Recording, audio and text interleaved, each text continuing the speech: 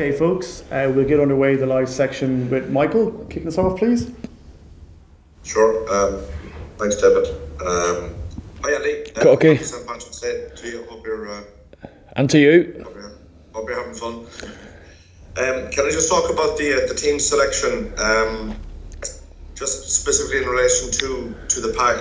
There are, I think, 6 of the 8 who started against England last week playing. Are you happy that you've had enough time this week to resolve or sort out or clarify the issues surrounding the scrum from last weekend? Yes, good learnings all round for us and for the officials. So we're happy with the feedback that we got. So the focus has been just about us making sure that we get our own house in order. And just in relation to the backs, obviously Andrew Conway up with that knee, Nigel, Mack Hansen. There's a lot of competition for those back 3 positions anyway, isn't there?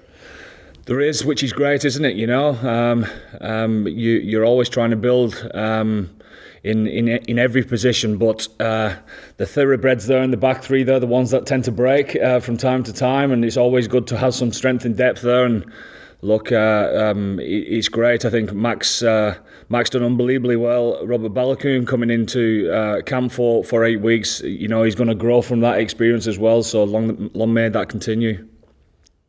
And just a final question in relation to the importance, or how important is it that Ireland would finish this Six Nations Championship with some degree of silverware, regardless of what shape that trophy happens to be? Well, we've put ourselves in a position to do that, which is nice. But as you would expect me to say, it's just about this game, isn't it? About our preparation, and we've got a couple of days left, making sure that we prepare properly to be at our best. We're under no illusions that Scotland are going to be at the best. Nothing to lose. Great side coming to Aviva, trying to spoil a little bit of a party. So. But how do you manage that? You get across your preparation and you make sure that you take your learnings and hopefully we're after our best performance of the tournament. Cheers, thanks, mate. Have a good one. Thank you. Hi, Andy. Joe here from Virgin Mary. Hey, Joe. How are they? Good, thanks. Scotland have had a bit of a disappointing campaign from their point of view, but they're coming to Dublin with nothing to lose. It's almost like a wounded animal. How much of a kick are you expecting from them? They're a good side. You know, we've had some really tough tussles with them of late. You know, and you go back for the last couple of campaigns in the Six Nations. I think they've lost 4 games, and those 4 games have all been lost by 1 score. You know, they're a tough team to play against, tough team to beat. They're dangerous with ball in hand as well. So, you know, obviously that focuses the mind within itself, you know. So we expect them to, come out all guns blazing, and we expect to take all the learnings from our Six Nations and put it all out there on Saturday. Against England, you were really sticking to the game plan in terms of recycling ball and playing the ball out of contact. The last pass didn't go to hand every time, and there was a lot of knock-ons and things. What have you been working on to ensure that the last pass sticks against Scotland so that we can see the coming to fruition of it? Look, nobody makes an error on purpose, do they? You know, and errors are common. How we dealt with them was the impressive part. Look, we you look back on great performances that we've had over the recent past. Some of those passes stick, don't they? And sometimes the opposition have something to do with that. But sometimes, you know, our ambition was good. Some of the decisions were great. Some of the execution wasn't perfect. We watch, we learn, we be honest, and we take our learnings and put it into practice during the week. And like I've always said to you, that a game takes its own shape, you know, and I'm sure that this one will as well. But we'll keep having the endeavour to keep improving our attack. Just finally for me, Mack Hansen's back in the back line. He must be going really well in training, and he must be showing you a lot to justify a starting berth now against Scotland. What's impressing you about it? Well, he's had a starting berth in a few matches, hasn't he? So straight from the off, he's been very impressive. How a guy comes in that hasn't got much international experience at all to be able to learn, hit the ground running, to get how the systems, how we want to play and be himself is tricky. But he's managed it seamlessly. So he's obviously played the first 3 games and had a week to sit out and take a breath, and the pressure's been off, and sure that he's reflected, and you can see that reflection week has been good for him because he's been great in training this week. Good luck against Scotland. Thank you. Hi Andy, how are things? How you doing? Were you surprised to see Finn Russell not included in Scotland's starting team, and does it change your approach for how you take on Scotland? No, it doesn't. It doesn't. Surprised? Yes and no. I think everyone was expecting Finn to play. He's a great player, but Blair. I watched the Connacht game, and he was the best player on the field by a country mile. So we know him well. We know his strengths. Very dangerous ball in hand. Obviously takes the line on. Very dangerous counter-attack wise. Good passing game. Good kicking game as well. And it's a big game for him. Obviously coming over to the Aviva, but. I suppose Greg has had a look at him and picked on form because his last game for Edinburgh was outstanding. And then last for me, what have you learned about your own squad depth over the course of these last 6-7 weeks? Oh, we're growing in many areas, and yeah, of course there's always ups and downs, but we're growing, and the experiences that we've had this Six Nations will certainly stand to us for the next 18 months in the future.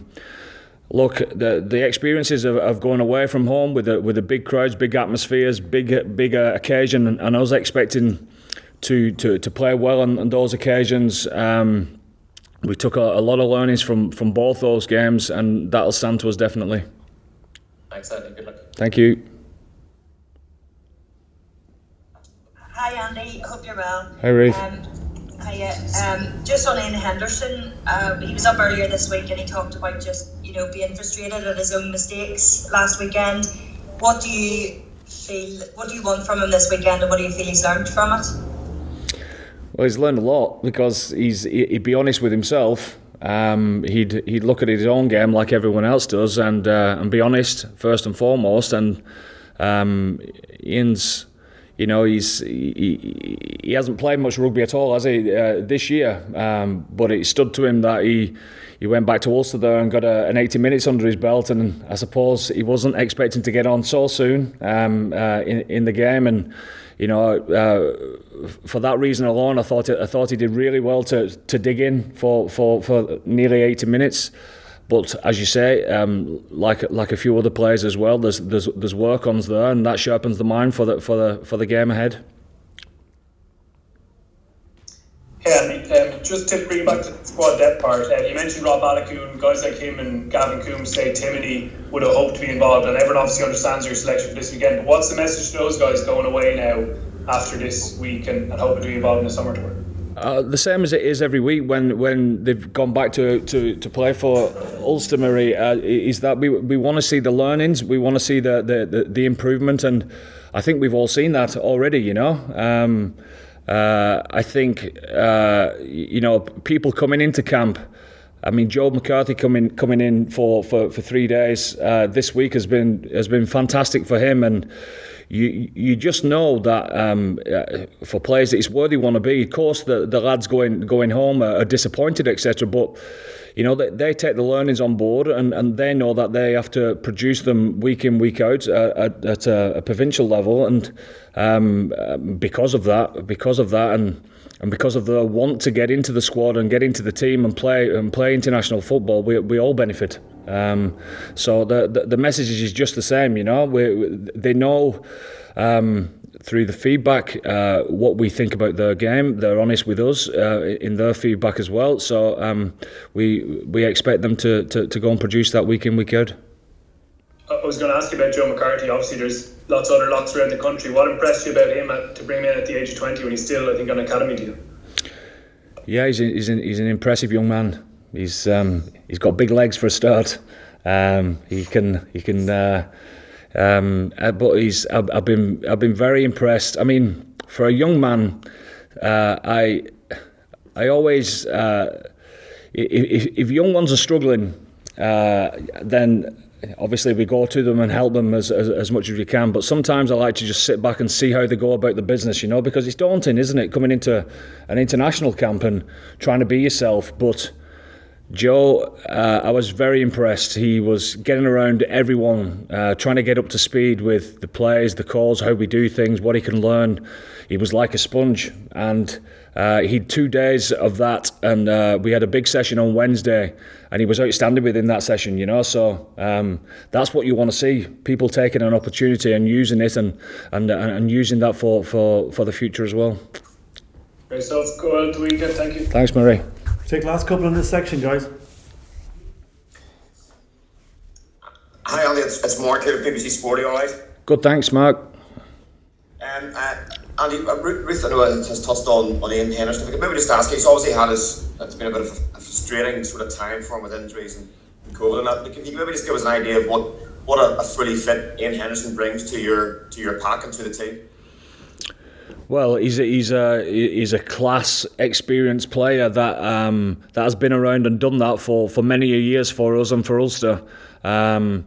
He'd have been frustrated, like we talked about earlier, regarding game time this year. 2 solid 80 minutes under his belt now, some things to fix. A great opportunity for him to be at his best this weekend.